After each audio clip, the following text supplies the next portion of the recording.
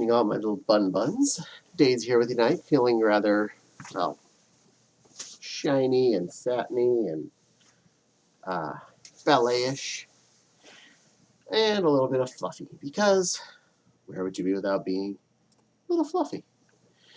So, tonight's video, but this particular one anyway, is going to be a Game Thoughts video. This would be an NES cartridge night. A game that I was probably a little too embarrassed to say I would like when it came out because, well, age groups and concepts, it's hard to not want to be the macho teenager whenever stuff like this shows up on the desk, but I kind of secretly played it a little bit when it was out, and now I am not ashamed to say I own it, nor am I ashamed to say I loved the cartoon involved. That would be Chip 'n Dale's Rescue Rangers. Now, when that show came out on TV, I was early tensies, like 10, 11, 12, somewhere in there.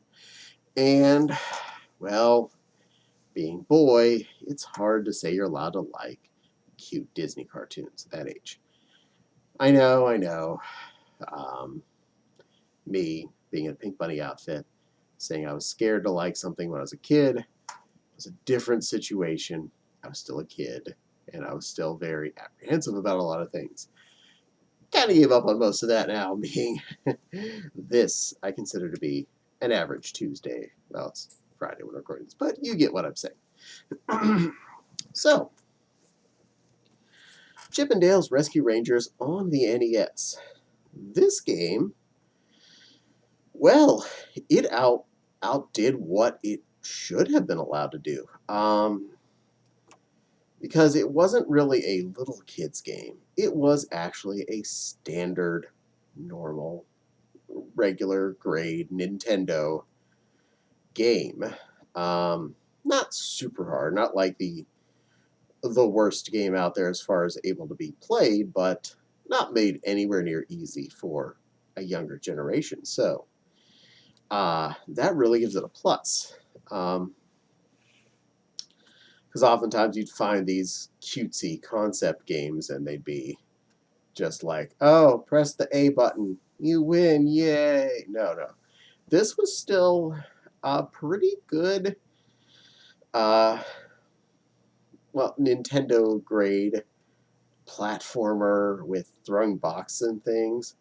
It had a good series of levels to it. It had really good platforming, really good, interesting enemies on every different level. It wasn't just like Goombas level 1 through 8. It was different critters for different levels. Different types of obstacles to go past, depending on the level you're on. The platforms were very, very different from level to level, so you weren't just feeling like you were, well, like a Mario game, jumping on blocks and then jumping on more blocks and then more blocks, and oh, there's a mushroom platform level. Oh, there are blocks in it. Same. This didn't have that so much.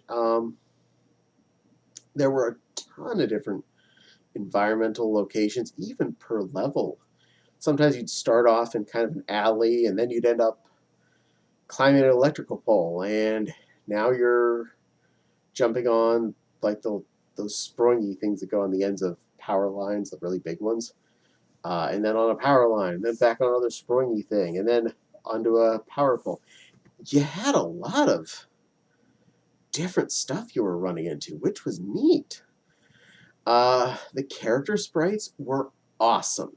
You could be Chip or Dale at any given time. I think it was like player 1 and player 2. But a bit, okay, I apologize. I did buy this. I borrowed it enough times as a kid, but I bought it not too long ago for apparently $18. I'd say it's good value. You'll understand I hope you understand.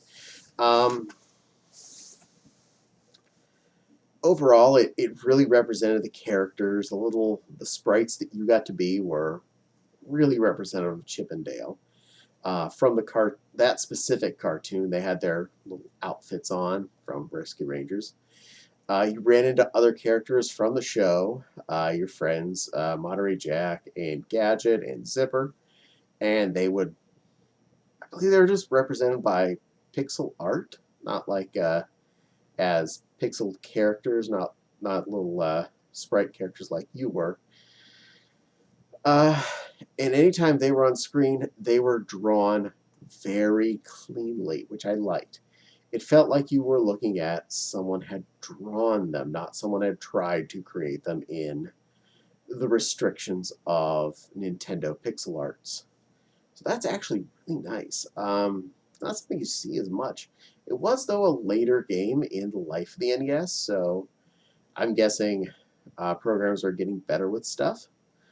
Um, and the bosses for the levels were actually stuff taken from the cartoon show, which was amazing because they did a good job representing things.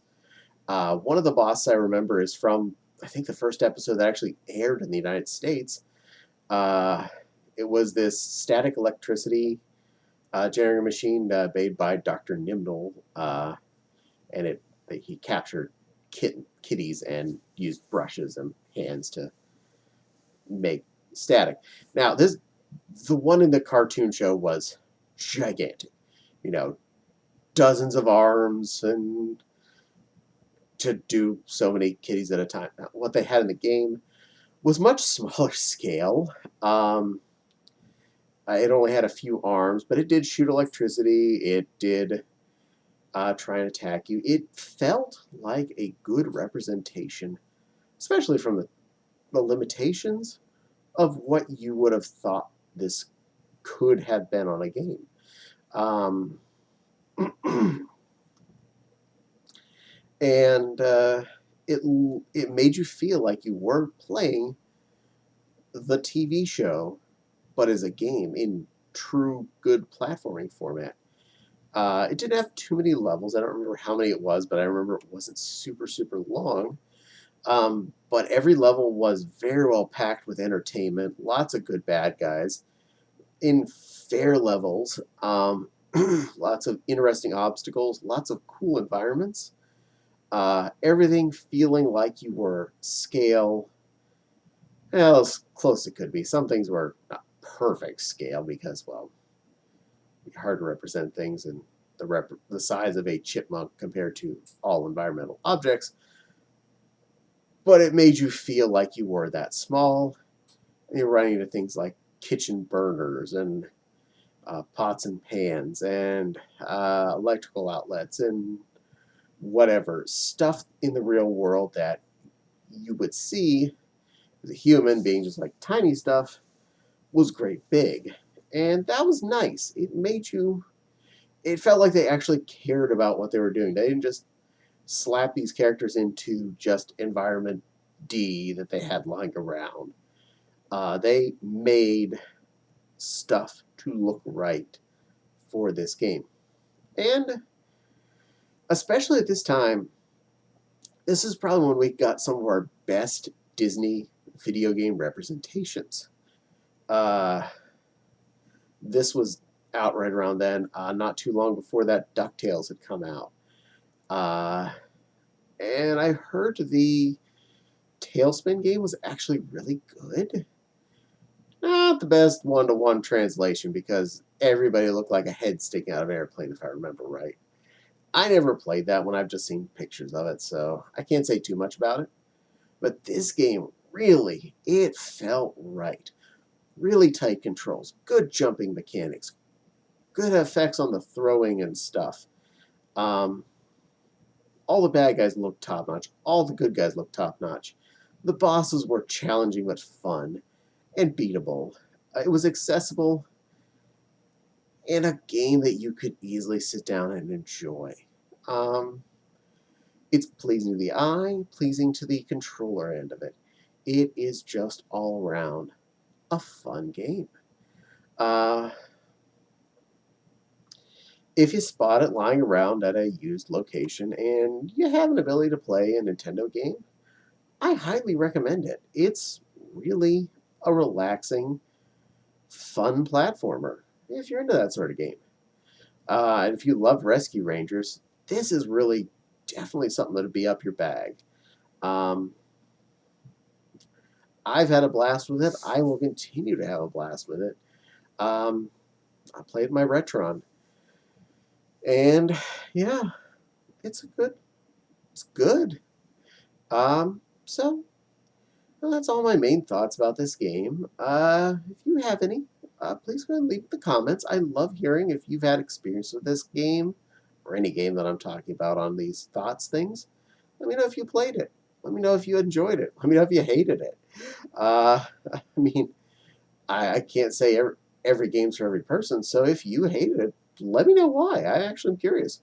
What didn't you like about it, or what did you like about it, depending on if you liked it? Because, well, you're one of two parties normally. And then, of course, those people that are just okay with it, the middle group. What didn't excite you enough about it to make it a yay, or what didn't excite you enough to anger you enough to make it a D? I don't know. Talk. That's what comments are for. Yeah. And don't forget to like and subscribe. Hit the little dingly bell. The little dingly bell lets you know whenever I post a new video on the YouTube. And you'll see it in your little alerts thing. You turn the alerts on your phone too. You'll probably get the alerts there, and ta-da! You'll know when I post right away. If that's your thing. And it makes YouTube happy, so if you can make YouTube happy, it's always good too. And if you're so inclined, my Patreon link is in the description below. I appreciate every penny that's donated, and I use it to help better the channel. If you're wanting to watch more of this stuff, I have made playlists so that you can just go through and watch a bunch of the Game Thoughts videos, or the Thoughts, the Story Times, or the Full Suit videos. It's in the section in YouTube where they show playlists. You can watch tons of this stuff. I have hours of videos. I have 150 some videos uploaded at the time of saying this. And probably about 50 more sitting wait to upload, including this one right now. I record a lot. So you don't have to worry about me running out of stuff to show you. Because I plan to keep recording and keep making more stuff for you to enjoy. This is something that makes me happy, and I like making me happy, and if it makes other people happy, total bonus. So, thank everybody for watching. I appreciate everyone, including little sissy puppies, for spending their time and going all the way to the end here, and listening to me bunny babble at you. So, for now, thank you for taking your time out of your day to watch me talk, and I look forward to seeing all of you again on a future video. Bye-bye, little bum buns.